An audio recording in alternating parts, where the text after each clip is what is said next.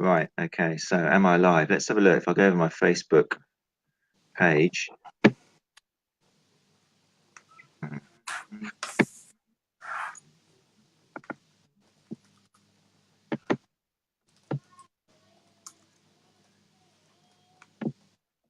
Okay. Right. I think we're live. I think comments will come up. Someone comments if you can see me and the beautiful Ian. You won't get a comment now. No one can see a beautiful me, I'm sure, but I can see us. Yeah. Yeah. Oh, we're on live. Okay. Wicked. And we're both on here. Fantastic. Definitely. I'm not talking to no one. Are you watching the live Facebook stream? Are you? I've just pulled it up on my laptop just to see, and our heads are much bigger than I had anticipated. Really? What, even in your case? I mean, let me rephrase that. Egg. I look like a giant egg. No, we are live. Brilliant. Okay, fantastic. Right. So, if you're watching live, then fantastic. Thank you very much for joining us. Check out the fancy software. Look at this. This is because last week, Rosie Sexton was shamedly planted in the corner of my screen as a tiny little threepence piece with my big ugly mug there. So, realizing that, well, the esteemed guest I have on today, I thought I can't do that anymore. We've got to give equal space, definitely, if not more. I mean, I think I can play this around and just make it Ian, which I might do later on. Don't do that. Don't do that. Okay, so let me first just say thank you for everyone who's tuning in and watching this recording. The fact I've got some new software and spent a bit of money is a sign that I think it's worthwhile and happening. This week, as you can see on my left or right, I don't know, on that side here, you can see is Mr. Ian Griffiths, who is basically, some of you, if you're a therapist, well, you should know about him. And if you don't, then come on now, sort yourself out. If you're a runner and you don't know Ian, then it's perfectly understandable. And one of the things that I want to change, and that's why I've got him on here today. So let me shut up. And Ian, tell me a little bit about yourself. Yeah, thanks, Matt.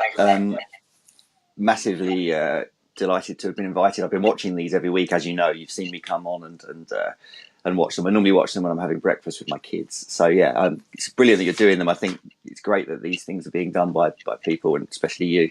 We've been friends for a while now, so we're familiar with each other's work. And yeah, as you know, I'm a podiatrist. I am based in London in clinical practice, and I'm in clinic 3 days a week, and then I do a bit of research the other couple of days a week. And you're quite right, I don't really promote myself to runners per se. So a lot of physios might know me because I try and crowbar my way into their world as much as I can.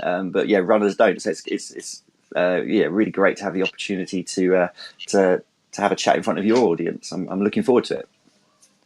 Magnificent. No, but thank you again for one of the things I love about your RunChatLive is the first thing you do, and I haven't done, is thank your guest for the fact that they're doing this for free and you're giving up your Sunday morning. So thank you, Ian. I know, because I'm not getting paid. This is awkward. This is awkward. No, did you not read the end of the email? I might not have sent it yet. Let me just sort that out. No, I mean, you've got kids similar age to mine. The only difference is that they're in your house and you've got to go back to them, whereas I'm at work for the whole of the day till 5 o'clock in Studio 57 Clinic here in Hove, and I'm kid free. So I'm going to miss them, obviously, but you know. I know exactly what you're saying. I know what you're saying. Right, so new question. It's new question time for guests, and you inspired me. Being a podiatrist, I'm going to ask you the same question as I'm going to ask everybody else on this Facebook Sunday Live. I would like you to name 3 ways, or 3 concepts, or 3 practices, or 3 tools which you maybe were taught on your initial studies, and that you don't use anymore, or you've had to modify. Or you just simply now dismiss because you know they're not applicable? 3.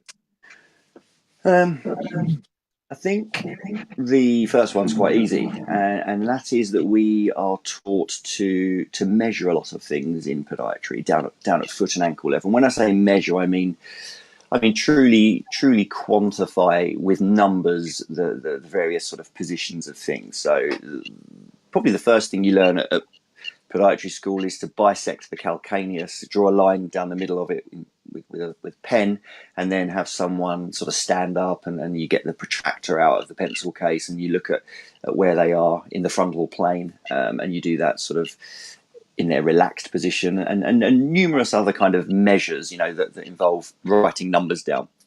And it became pretty clear pretty quickly that these numbers didn't have huge value. So they didn't really mean much. We'd write them in our clinical notes, and then they'd stay in our notes, and they weren't really actionable. They didn't predict pathology. They didn't correlate with pain. They didn't really direct our management plans, if we're being honest. So it was pretty quick and simple to say, why are we doing this? And I think measuring things, probably lunge test, tibial angle notwithstanding, I don't think there's much I truly measure. I don't say I don't look at things, but I don't quantify and write down in degrees or millimeters things anywhere near the way I used to. So that's probably the easy one to sort of say that's been dismissed, fairly quickly. You wanted 3, didn't you? If you can, yeah. So I'm going to say one thing, just because, and I think this is really important for us all, especially where we're kind of trying to help runners understand. It's not having a go at you, but like calcaneus, frontal plane. Explain yourself. Sorry, yeah. This is me not normally talking to runners. Well, of course I do in clinic, but so yeah, we used to draw a line down the back of the heel bone and just right. look at its angle, look where it was sitting, and try and quantify the position that someone was resting in. So, which you well knew, but you're right to call me on that. I'll try and dial back that language. The second thing I've dismissed, or at least very much changed my thinking on as time goes on, is probably the promises I make, or the way I set expectation with regard to foot orthoses, so inserts or orthotics, as the runners may know them.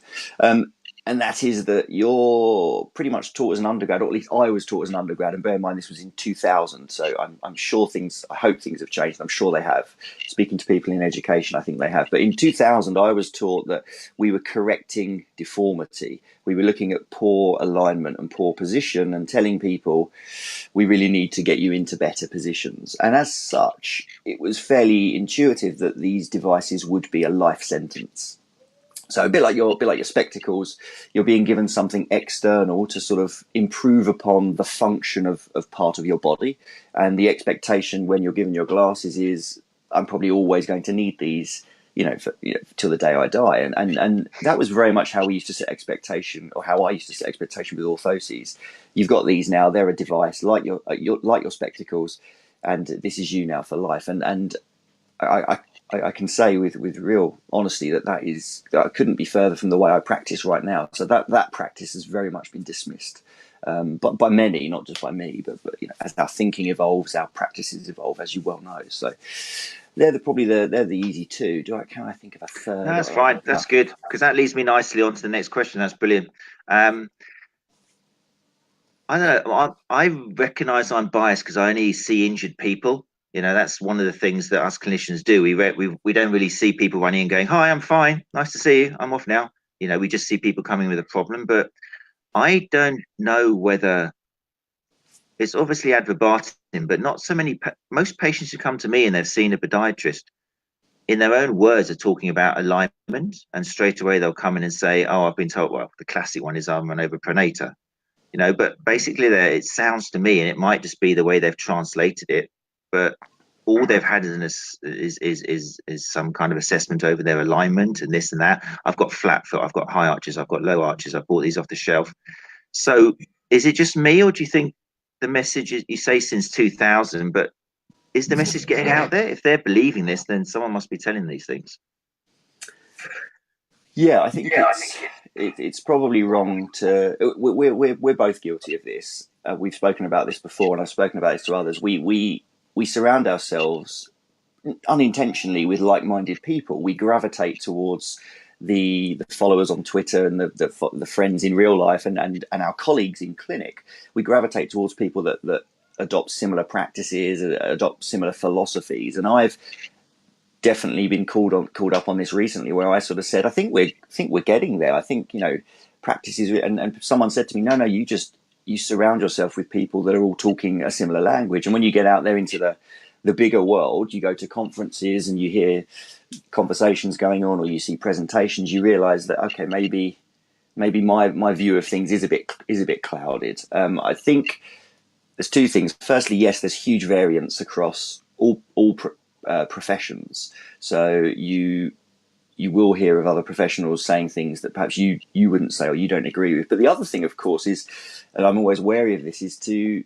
sort of be careful about believing what patients say to me. So someone, not that I'm saying that they're lying or being fraudulent, but there's really good data on how much a patient or an athlete will actually remember from they have an hour with me, and I think they have similar, if not longer, with you. And we assume that everything that we say, they lap up, and they listen, and they synthesize, and then they can walk out of that room and repeat it. And the reality is, in an hour, they probably remember 2 or 3 snippets of information, and even that they'll probably morph or sort of remember incorrectly. So when someone comes into me and says so and so down the road said X or Y, I always think, firstly, is that really what was said, or is that kind of that the way that person has remembered it? So it's clearly not as simple as we'd like it to be, but that's why we need to do things like this to get the information out there. The more people that we can just put information in front of, clinicians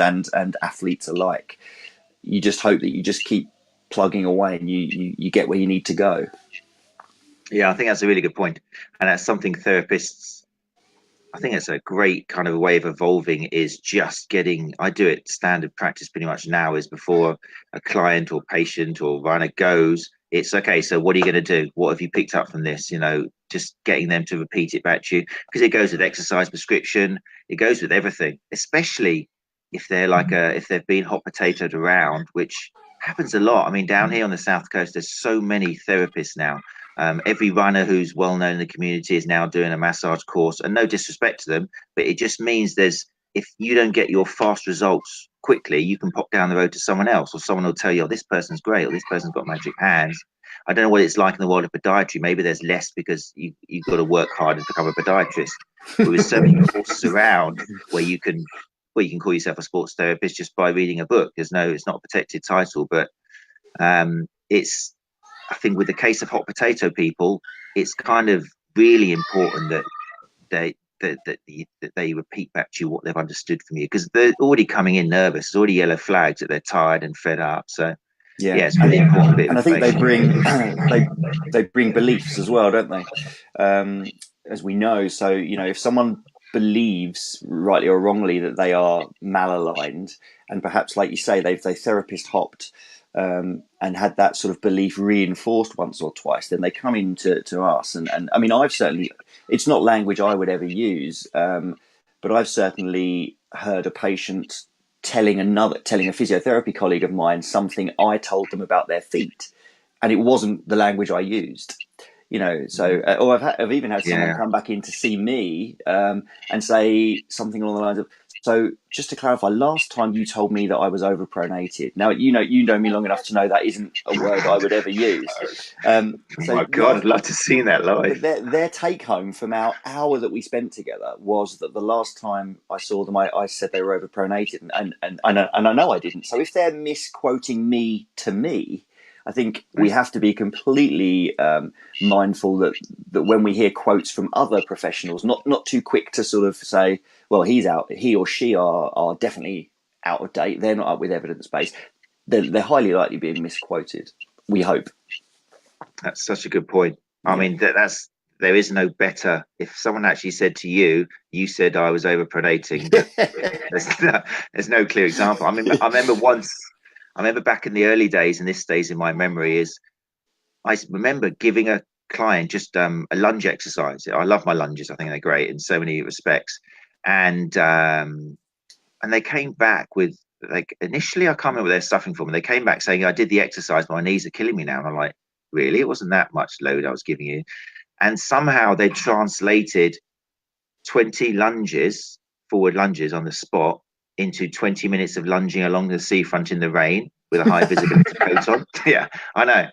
And guess what? They come back to me with quite a lot of knee pain. But I realized then they left. It's my fault. I can laugh at them, but if they walked out of here and they did either the wrong exercise or they didn't do their exercises, because there's a lot of this of non-compliancy, I think, in our profession, where we kind of think, you haven't done your exercises. Oh, you're not going to get better.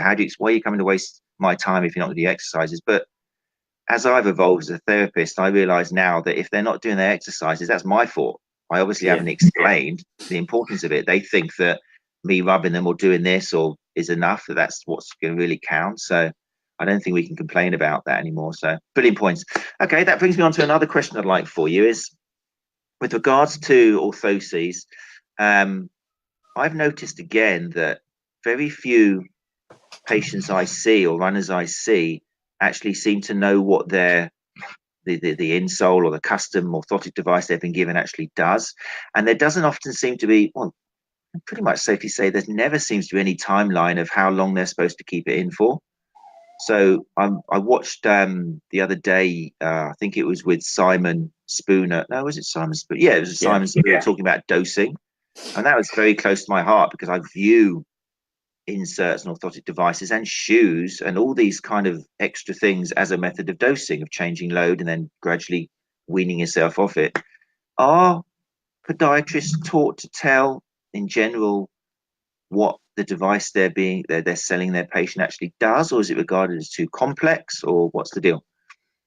It's a great question, and one close to my heart, a topic that I'm pretty interested in at the moment, and to take it back a step, whenever you're talking about orthoses, whether you're talking about how they work or if they work or are they appropriate or inappropriate, everyone that you speak to, and I don't just mean clinicians, podiatrists, physios, but everyone that you speak to, non-clinical, so the runners, the athletes, the patients, so to speak, everyone has an opinion on these things, and some people's opinions will be purely just based on opinion or belief or something they've been told. Some people's will be something they read. Even clinicians can have sort of ways they've interpreted the current evidence that we have. And I think it really, really, whatever we're going to talk about orthoses, we've got to go back to this basic and sort of say, like, we need to reframe what they are and what they aren't, because that's where the discussion always needs to start. So the old school way of considering them an arch support or a crutch or a brace or some kind of realignment device really needs to be completely moved away from, because if someone's got that thought in their mind, whether they're a professional or a recipient of these devices, then no good discussion can come from that, because all the discussion that comes off the back of that foundation is going to be poor. So I think when we talk about dosing, what we and Simon Spooner, who was on that episode of PodChatLive, which is one of my favourites, he and I have talked about this a lot, and we like the analogy of getting people to reframe orthoses like drugs. And the interesting thing is, when you think about drugs, and we're not talking about recreational drugs here, we're talking about the drugs that the GP would prescribe you. We're talking about numerous different categories of drug, which people don't really understand. You've got your beta blockers, your ACE inhibitors, all of the which people just don't understand. And then within those, we've got different drugs that can be given at different doses. So it's this big sort of huge sort of family tree of drugs, and no one really has an opinion on them, because you either understand it or you don't, and you're either in a position where you are able to prescribe them or you're not.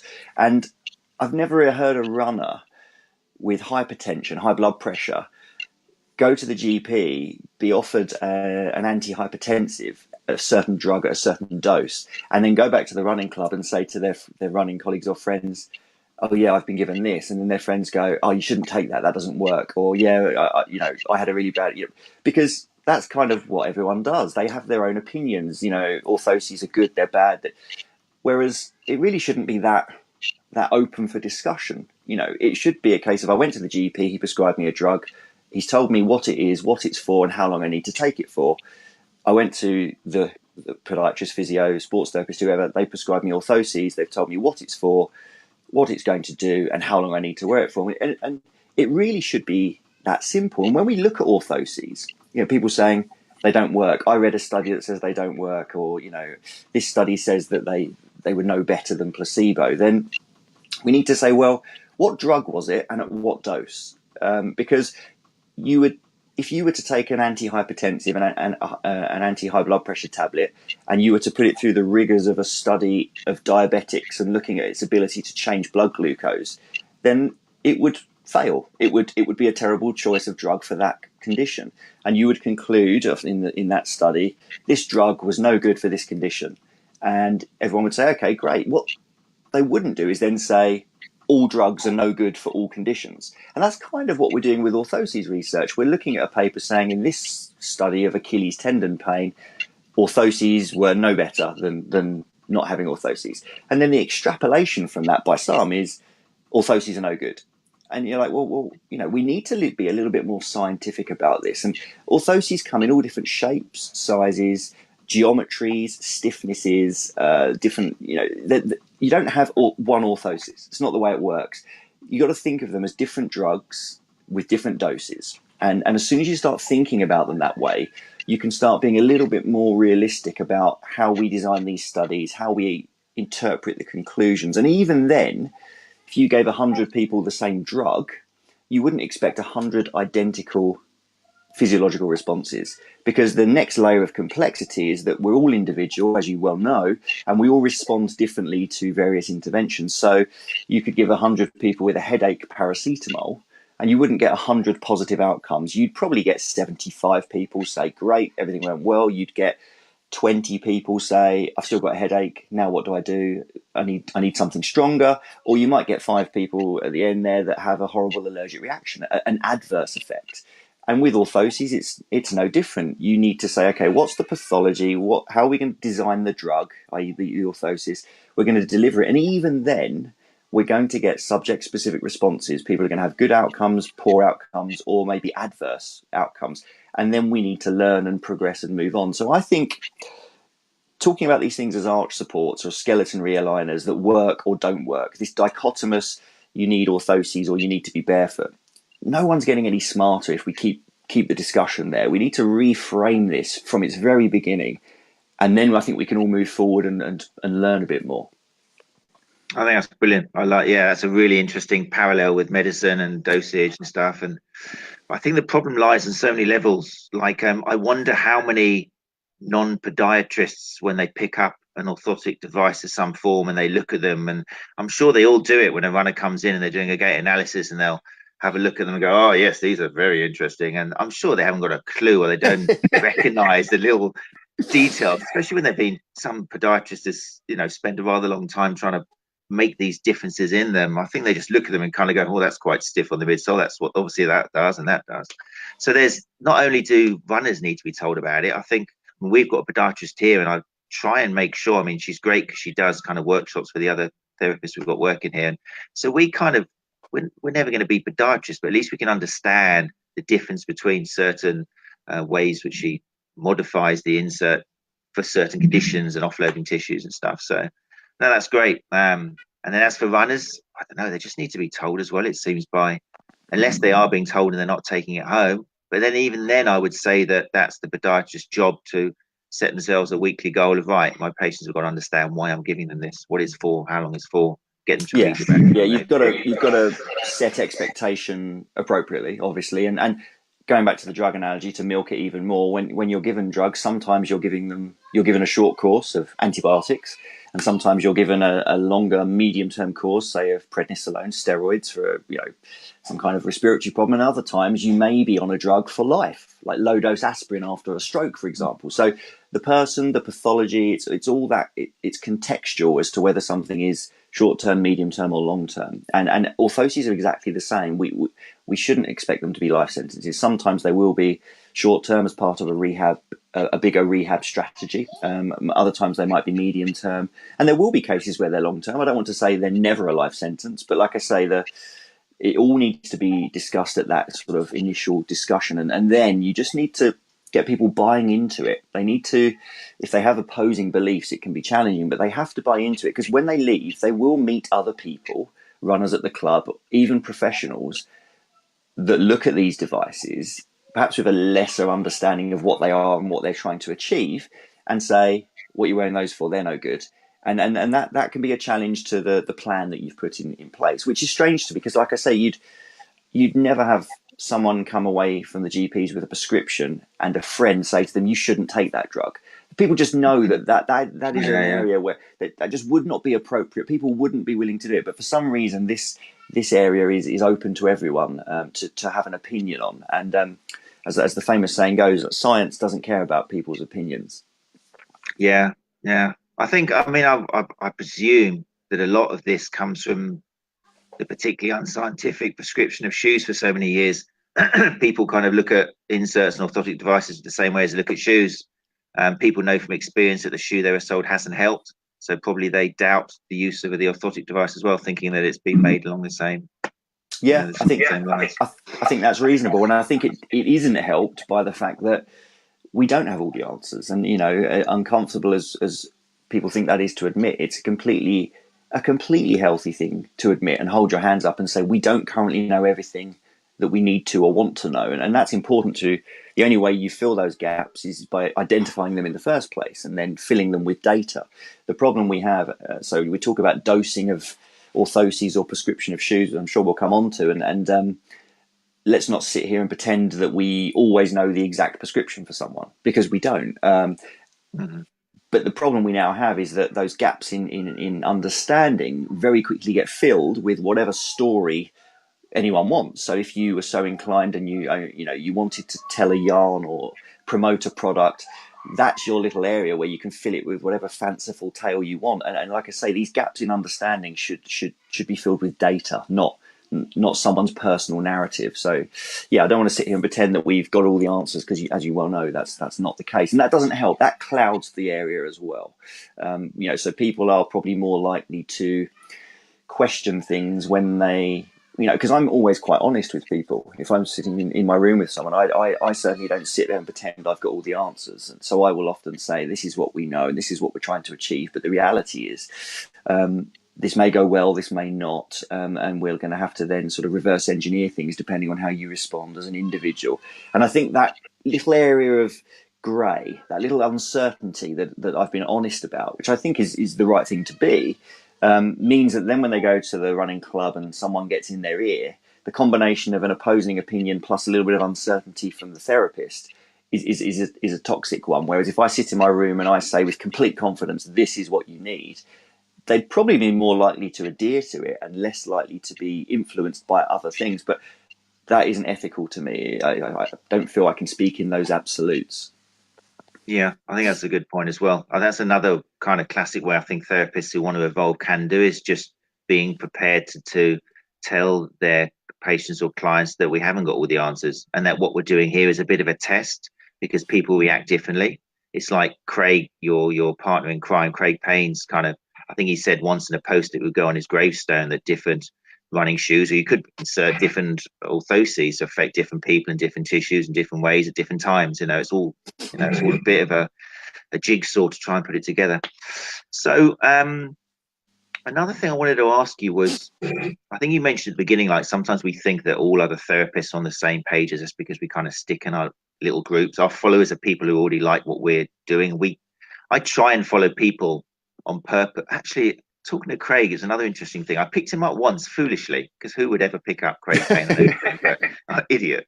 But I remember once, like in Facebook where you see people liking certain things, and I think it was like, I don't know, American Postology Group or something, and underneath it said Craig Payne likes this. I was like, Jesus, does that mean I should like it as well? What's going on? How can Craig like this? That's crazy. So I actually I can't remember whether I think I sent him a message or something. I think it was a private message saying, Craig, help me out here. Why have you liked blah, blah, blah, blah, blah? And I was like, really kind of, this is going to be a revolution for me. And he just simply says, sometimes I like things just to bookmark them. And so I'm not only just following things which I agree with, I need to follow things I don't agree with just to, challenge my own biases and stuff. So that was a good point, I think. I think it's true. I'm guilty of that. People you don't agree with, but I think more and more therapists are doing that now. Like, I'm a member of the sacroiliac joint dysfunction group on Facebook. I think a lot of people joined FitBabe and got banned because it was kind of like, you want to hear what other people are saying, because it's only then what a lot of our people we see are actually being fed, and by the various fawns and stuff. So I'm very cynical because, again, I get people seeing me, for example, who come in with Achilles tendinopathy, and they've been told, according to them, that they've been told they need to stretch it, or they're doing an over the step kind of heel lowering, even though it's an insertional kind of tendinopathy. And I'm like, why have you been told this? How? I don't get it. Okay, maybe you weren't shown that by the therapist. Maybe they said stop before you go over the edge of the step, or maybe they said do it on the flat and you've just changed it and you're going over. But I'm fairly confident that there are quite a few therapists out there who are still going by what they were taught on the courses, because I know what's taught on the courses, and they're still being told to do their postural assessment. If someone comes in with shoulder pain and they're like this, then that's the cause of their pain, regardless of all the people who come in like that with an Achilles problem and no shoulder pain, or so I do believe there's a lot of difference between therapists across the board out there, definitely with chiropractors, osteopaths. By the way, hi Rosie, I'm so sorry that Ian's got front house seat and you got a little square in the corner. But obviously that, take a look at him. If I had the choice to put you there, it's not that's personal. Fair. That's fair. That's why I had Ian on this week, to make it clear. It's not a look thing. But anyway, without bringing other professionals into disrepute, but generally, would you say across the board there's quite a difference between podiatrists, depending on whether they've evolved and stayed in touch with modern research? And if that is the case, is there any kind of thing which a patient, if they heard a podiatrist doing a certain thing or giving them a certain test or giving them a certain mechanism of action, is there something which could make the patient therefore think, oh, I'm not quite sure this guy's up to date? Nothing against them. Maybe they just haven't continued their CPD or just been led down. How can a runner know if a podiatrist hasn't really evolved with the times? That's my question. It's a good question, and obviously I want to answer it sensitively.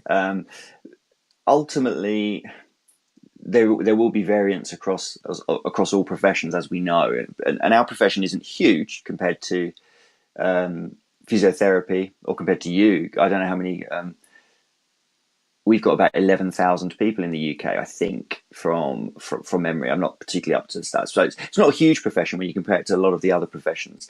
So you'd like to think that the smaller you were, the more sort of consistency there was. But it doesn't seem to be the case when you go to conferences and when you look on forums and you look at the way people approach things. And I think it's a challenge because we do things, we're taught things, we do things. People get into habits in clinic very easily, and if your runners, your patients are getting better, I think you're getting good clinical outcomes. I can see how you would learn something, perform it in clinic, get good outcomes, and think, well, why do I need to change? Why does the latest bit of evidence that comes across my desk make any difference to what I'm doing? It's not going to affect what I'm doing because I'm here to get people better, and people are getting better. And as we know, there's a complexity to that. But I listened to a really good podcast the other day about how the human brain works and how happy or unhappy we might be in changing our opinion on something when we hear data or evidence to the contrary. And they suggested that the reason we don't just, it depends on what that information is. So the problem we have is the big flag for me would be if someone said, oh, what do you think about the way this person's practicing? If they're talking about orthoses correcting position, realigning the skeleton consistently and predictably, the goal of these things is to put you back into neutral or vertical or perpendicular. And that's what they're going to do. They're promising to every person they see there'll be a consistent and predictable change and for the positive in alignment. I think it's fair to say that that's a pretty outdated approach to these things and a pretty outdated opinion. So you could argue that person's not subscribing to the latest evidence base, and that would be a bit of a warning. But then at the same time, you could put the evidence in front of some people and say, okay, look, this is you need to change this opinion. But the problem is the way we store this information. It's not like files on a computer whereby, you could go into a computer, you'd see all the files saved individually, and you could just highlight one and say, delete. I'm going to delete that. The problem is the way we store information in this computer is all intertwined and interlinked. So you can't just pull out one bit of information and delete it, because what you have to do is change a whole process of thought. So as you know, it's a huge challenge to suddenly say, because you can't just say these orthoses don't align skeletons anymore. You can't just delete that information and carry on with everything else in practice the way you have been, because that bit of information is fundamental to the entire sort of approach. So what you have to do is go back and start the entire approach again. And it just seems that some people are less willing or keen to do that. So I don't know that I've answered the question. I guess I'm being so careful to not offend anyone, because I know that this is a question that could easily do that unintentionally. But for me, if people are talking about realigning skeletons and consistently promising too much from orthoses in that regard, that for me would be a flag. That's fine. That's great. I think you did that very tactfully and very sensitively. And so runners out there, if your podiatrist does say that, then please refer them to Mr. Ian Griffiths. No, I think it's important that we talk about it. I mean, sometimes when I put I try not to be a Meekins. Is that an expression now? I think it is. It should be. I try not to be a Meekins, despite the fantastic information he puts out there. And to make changes, you need the suffragettes at the top throwing themselves in front of horses and stuff. And the stuff he does is great, but it fits his personality. So, but I do like now and again sticking something up and just putting a twaddle label across it, if only to try and get people to defend it or something. But now and again, I get people on Instagram the other day kind of saying, "Oh, you should." I put a gait analysis thing up. I don't know whether you saw it. I did. It was in the rounds now. It's like a sponsored ad, and Adidas experts, and we're going to look at you running and see what's causing to lower risk of injury. And the girl's there, and she's saying, it's normal to pronate. I thought, oh, that's nice. That's good. But it's a question of whether you're going too far. And I thought, oh, we'll go back again. But some people you have to name and shame these people. It's the only way we're going to progress. But like you say, when some of these concepts, if you challenge somebody, it takes away most of their business. It's like it's and the initial reaction will be kind of, F you, I'm not interested in this, So it has to be, but I think it is possible because clinicians are coming round. I think we have that psychological phenomena where that they refer to as the backfire effect, which is actually if someone has an incredibly strong belief, the way you approach changing that belief is, and if you're very, very boom, this is BS, or you're very, very aggressive about it, more often than not, their belief will strengthen. They won't suddenly change their position and adopt your position. The way you challenge someone's belief has a strong ability to reinforce that belief within that person. That's a fairly well-known kind of thing about the human brain. So I think I'm the same. I went through phases of really calling stuff out every time I saw it, and really correcting people in clinic as well. I think I saw the Adidas thing you're talking about, and whereas as you watch it and you sort of think, okay, this is very outdated, and why can't everyone see how outdated it is? The reality is everyone can't, because they haven't spent the years sort of over analyzing this stuff, that we have. But also, at fear of contradicting myself, I can see the attraction of it, because it is a beautifully clean and crisp and simple. It doesn't make it right, of course, but clean, crisp and simple approach, and beautifully marketable approach that actually completely undermines the complexity of the human foot and the complexity of pain, two things that we both see runners with painful feet. Well, it doesn't get more complex than pain. It doesn't get more complex anatomically than the human foot. So why on earth would we feel that there's simple, crisp answers to this? And that's what people want. They want to know what's normal, what's abnormal, what shoe should I buy, what are the dichotomous good and bad things that we can pull out from a gait analysis. And you and I know that the truth to all those answers, the truthful answers to all those questions are hugely uncertain and non-absolute. And we also know that isn't what people want to hear. It's not very marketable. people leave feeling like they've been given no. You and I are happy embracing uncertainty. So if I ask a question and someone says we don't know the answer to that yet, that is an answer to me. I walk away from that interaction saying, okay, I've learned something there. I've learned that we don't know. A runner will leave an interaction when a runner wants to know, am I pronating too much? Is this going to cause injury? And if you kind of go through the whole, if they leave and the answer is we don't know, it's not that simple. They don't leave saying, right, I've learned something there. They leave feeling like they've learned nothing.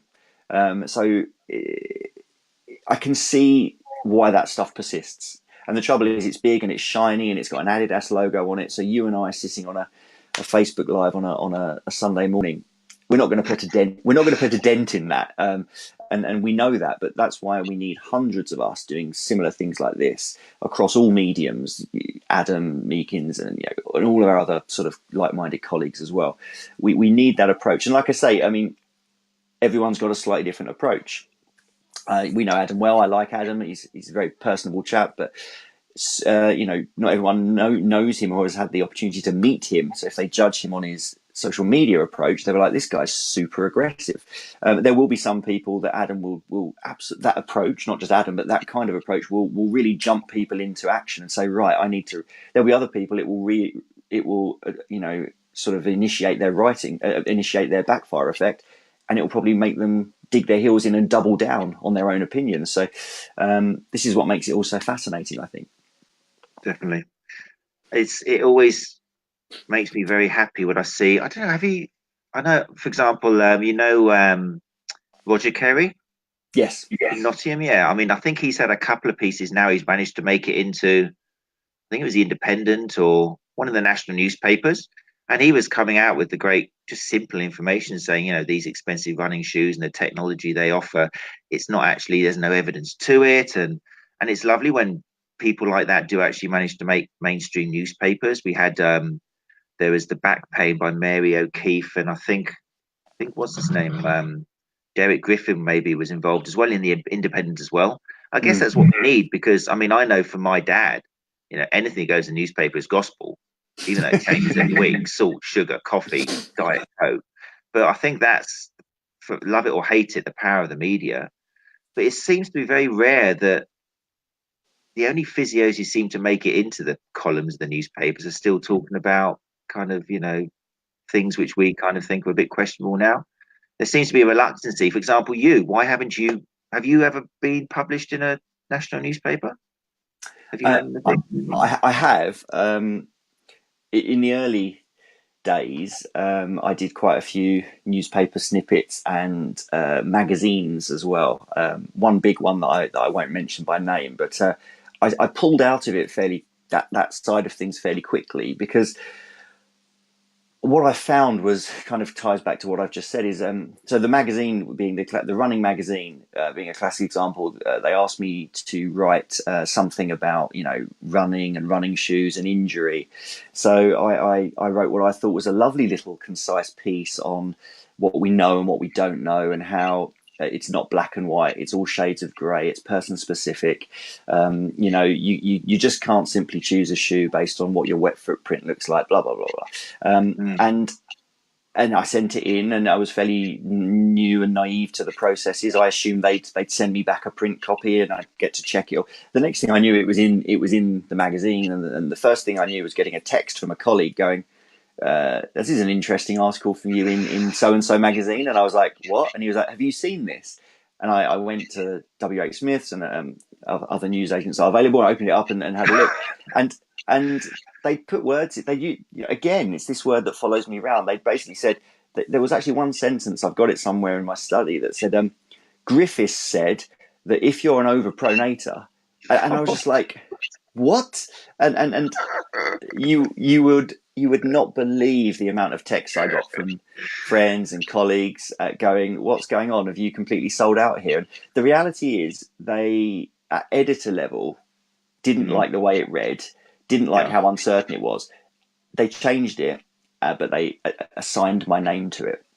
So I had several emails back and forth with the editor. I was pretty furious and sort of saying, look, you are in a hugely privileged position here, that you have a voice. People believe what you write. and you have the huge subscription across the UK, across the world, really. And I don't believe you're taking this responsibility seriously enough. I could take a copy of your magazine from 1989. I could put it on the coffee table in my clinic waiting room, leave it there for 3 weeks, so that everyone that's sitting there, scrolls through. I guarantee no one would know the difference. No one would know it's a 30-year-old, a 25-year-old episode. You have not progressed and evolved. Everything else has. You are being essentially negligent in your position of responsibility, and until you change, I'll never write for you again. And I don't think he considered that a huge loss. You went, all right then, thanks. No, you were like, hello. Yeah. So I've been I've never even been asked to write for them again, and I don't know whether that's why. It's probably a different editor now, right? But that was my early experience with magazines, and newspapers. Not quite so bad, but I had similar scenarios where I'd get an email or a phone call. Hi, I'm a journalist from so and so, from so and so. And as a young practitioner, you're kind of excited to get those emails. Firstly, this is cool that they've sort of asked me, but secondly, I've got an opportunity here to not just improve understanding, but promote my profession, which I'm very passionate about. A profession that is misunderstood and perhaps not in the public eye as much as we'd like. But I sort of had so many different experiences, magazines and newspapers, with journalists, that I sort of developed a sort of a bit of a dislike for them in the way that they wanted the sizzle, they wanted that headline, and I just could not give it to them. So what they were doing was modifying what I'd said. I then was looking at things with my name attached to them that I wasn't proud of, I was embarrassed of. So I was like, you know what, there are plenty of people out there that can give you the nonsense you so clearly desire. So I have completely backed away from all of that. But that was many years ago. So now I just focus on. I think this was before blogs came around. This was probably back in 2006, 2007. Blogs, to my knowledge, weren't as big then as they are now. So I think the great thing about a blog, obviously it has pros and cons, but is you can write something completely, honest to your beliefs or your understanding or interpretation of an area of literature, and you can hit publish, and it's there. No one's modified it, and people can disagree with it or agree with it, but you can sort of be proud of that piece of work because it's what you believe at that time. So I moved away from the mainstream media, which you could argue now isn't helpful, is it? Because your point is absolutely right. If we're not in the mainstream media, we don't have a voice. People aren't searching out our blogs. They are opening up the Daily Mail or the Independent or the Times. It's probably something I need to think about revisiting at some point. But I agree. Yeah, I think we need you back. And I mean, from personal experience, I think maybe because I'm older and more prepared now to say, no, that's not going out. Or I think it was Slimmer's World contacted me a while ago and they wanted, we saw your article on stretching and stuff and warm-ups for runners. We want an article on the 5 best stretches for our people doing Couch to 5K. So I kind of went, oh, thanks very much, blah, blah, blah. I said, I can't really give you, I wouldn't want it called the 5 best stretches because I don't really like using the word stretch. I mean, I can give you kind of and she was like, oh, I'll have to talk to my editor. I thought, well, they're not going to come back then. They just want hamstring stretch, a quad stretch, and a stretch. She came back and said, okay, give me a little idea of what you'd be talking about then. So I just kind of said, well, look, here's some diagrams, here's some images, dynamic, a bit of just mentioning the research and the evidence. And to my surprise, they actually came back and said, no, that sounds really cool. We'll go with it. And I was like, oh my God, geez, I'm going to have to put something together. And that went out. So I think maybe it has changed. I mean, I write monthly for a magazine, and they started off initially changing the title I gave it and kind of modifying. They always send me a proof now, and they know me now that if I write it, it's because I don't really want much changed. And I know how many words they want and stuff. So I think things have got a bit better now. Or for who I write for anyway. So no, you should get back on it because I think it's people like you who've been screaming from the rooftops for so long now. It's when was it? I think, didn't you go to ASICS once and kind of have a chat with them? And that was equally as kind of a door just closed, or was that a long time ago? Yeah, it's always fascinated me how I always thought when you moved into private practice in a city like London that you would be able to get really good relationships with running shoe stores, because we are making, and we haven't touched on this yet, and I don't know if you plan to, but when we're recommending running shoes, which is a whole topic in itself, we are often making recommendations in clinic with a context, because like you, we see injured people, and so we're often saying, this is what I think you need right now at this time in the context of this particular issue. Go to a running store, and you soon realize that, if I have some sort of relationship with a store here, I'm probably sending them, if the average pair of shoes now is £100, I've got £1,000 worth of business minimum. 10 a month would be a slow month, but I've got £1,000 worth of business a month I need to send to someone. So I remember going to a big chain in London many years ago, and sort of saying, look, here's the deal. I'm not really after much from you. I don't want my cards on your desk. You don't need to recommend. I'm not looking for referrals. What I'm looking for is a store that I can send people to, with a sort of some kind of plan in place. What I want, and I really just want you to say, okay, so here's so and so. They bring in my business card. Oh, it's come from me, and therefore let's just whether we agree or disagree, he's got a plan. This is his patient. Let's give this person what they want. And just all I'm saying is, don't undermine what I'm saying. I'm sending someone in with a plan of mine. Just sell them the shoe, take the money, take the £1,000 a month of all these people I'm sending you.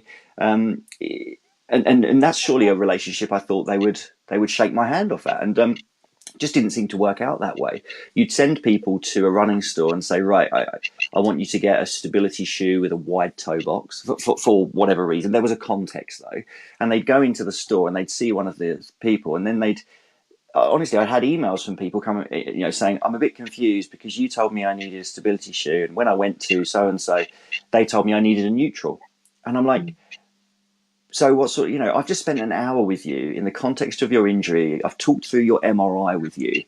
I've performed a full sort of medical exam. I've recommended something on the basis of that. And 3 minutes of doing a single leg squat in the store, the person's who's the Saturday boy has completely undermined me. And in the patient's mind now, they're confused. They don't know who to believe, which is kind of insulting at the best of times. So I think I just wanted a store that would say, don't take their shoes off, don't single leg squat them, don't even get them on your treadmill.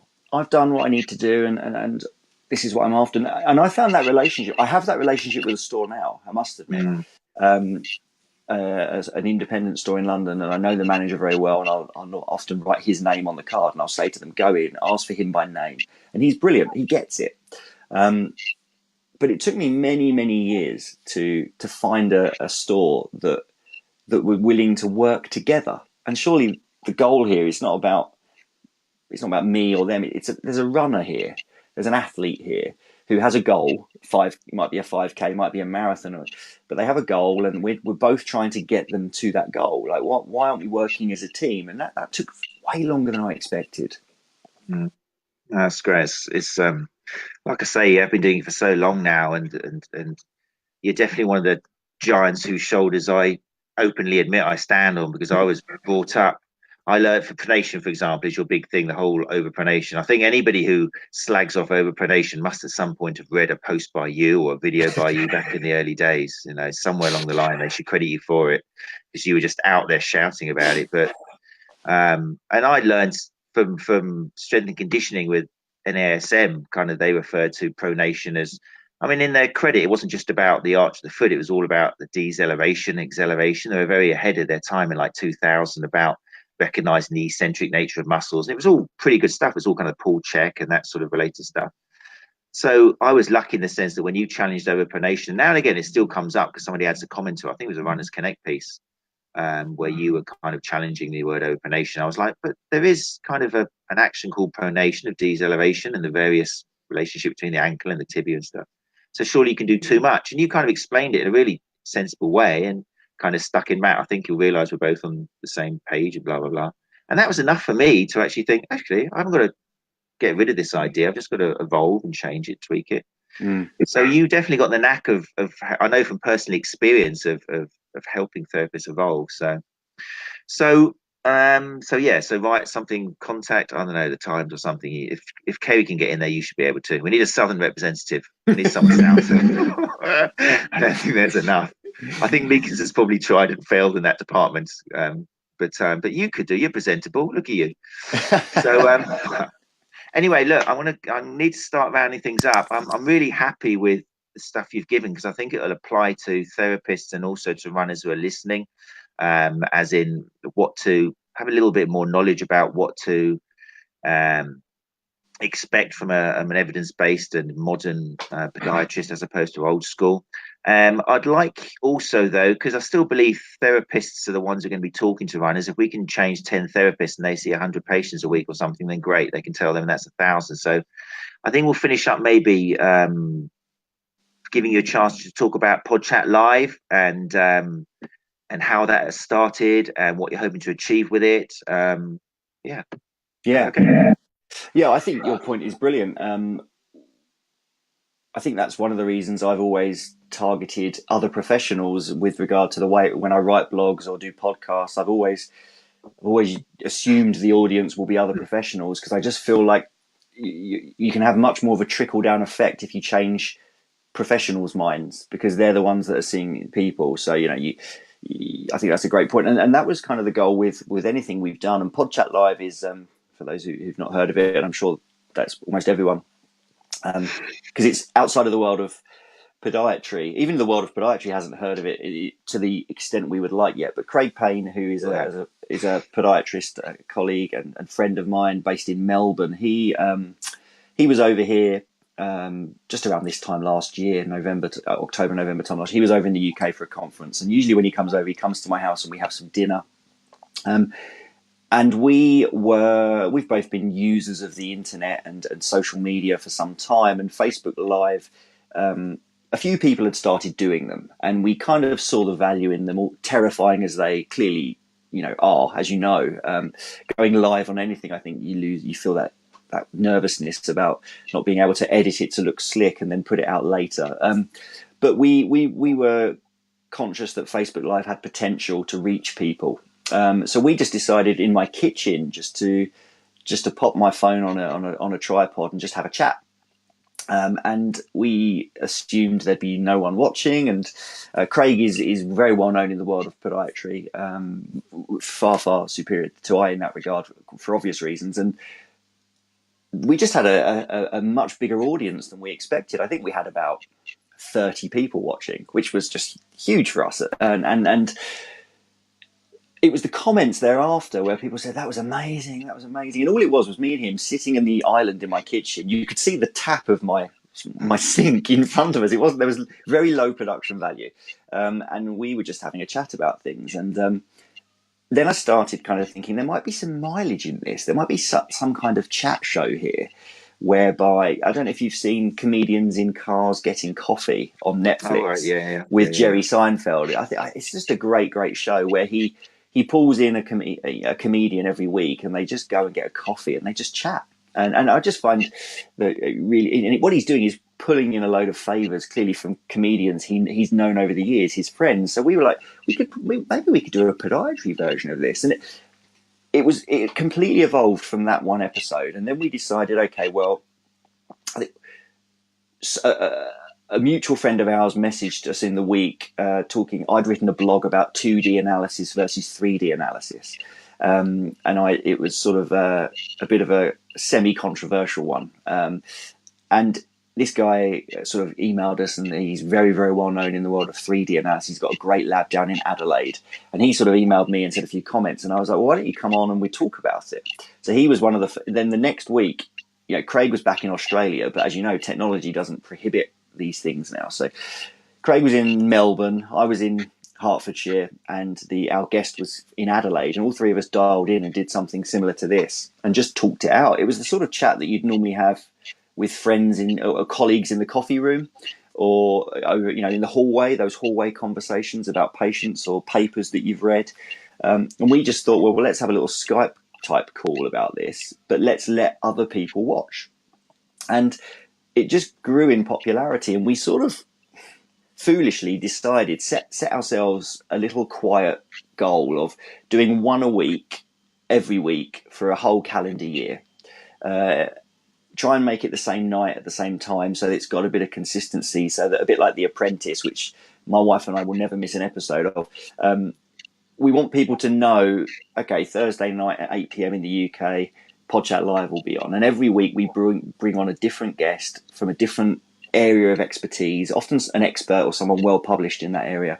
And we just talk things out, and we allow people to watch, but also we allow people to engage, to ask questions, real time guiding the conversation. So we pull up a world expert like Kevin Kirby in the world of podiatry, and we've got new grads sitting in their pants at home with the ability, with the tap of a few keys, to ask Kevin Kirby a question that he can then answer. And we thought it would be a winner. The numbers are pretty good, and we are now, next week is episode 49. So we've been going 49 weeks on the bounce every week. And we've got our own Facebook page, Podchat Live. I hope you don't mind me plugging, if that's all right. No, go for it. Yeah, you just type in Podchat Live and it's there. We've got our website, podchatlive.com. While we're doing these things, we record them and we put them all on YouTube. So we've got a YouTube channel. We then use that YouTube code, and they're all on our website. Because we were sort of advised early on, I'm sure you have been as well, to not just leave all of this potential gold. I'm not saying this episode has been gold, but I know Rosie's was last week, and I'm sure next week's will be. But if you've got potential gold here, you don't just want it on Facebook, because actually in the 49 weeks, 2 of our videos have just been deleted completely inexplicably by Facebook. And we don't know why. So if that was the only place they were, we'd have lost them. Luckily, we've got them on YouTube. We've got them on our website, so they're archived, so people can go back and watch them at any time they want. We've now converted it to a podcast, so again, no extra work. We do the video, and then we just send the audio to iTunes and send the video to YouTube. So people consume information differently, don't they? So we're just giving people the option to consume this information in whatever medium or whatever vehicle they like. And like I say, it started off being a podiatry chat for podiatrists, but it's more than that now, we hope. We've had non-podiatrists on the show. We've had loads of physios on the show. We've had Adam Meekins. His episode was very popular. We've had some physios that I really love and respect. Tom Goom, Neil Me, Hamish the physio. You know all the names, I'm sure. We've had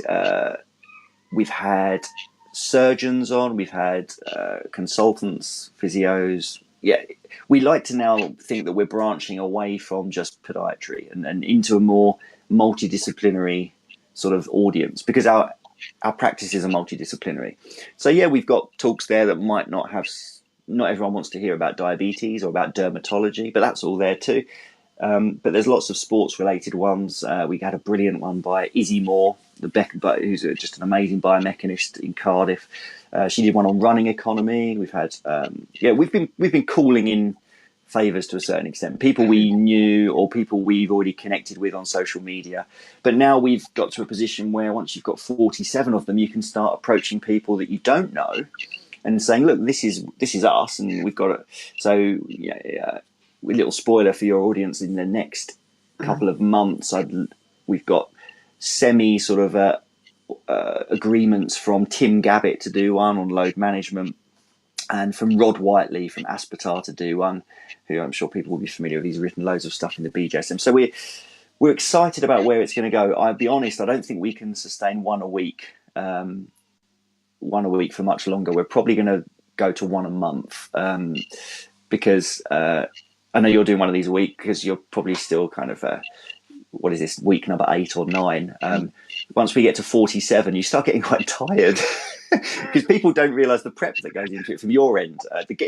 Being a guest is easy. This is great, but actually being the host, there's more prep in hosting these things, I think, than people appreciate, and that's starting to take its toll on us. So I think we'll probably we're going to get to week 52, which is the last Thursday in November.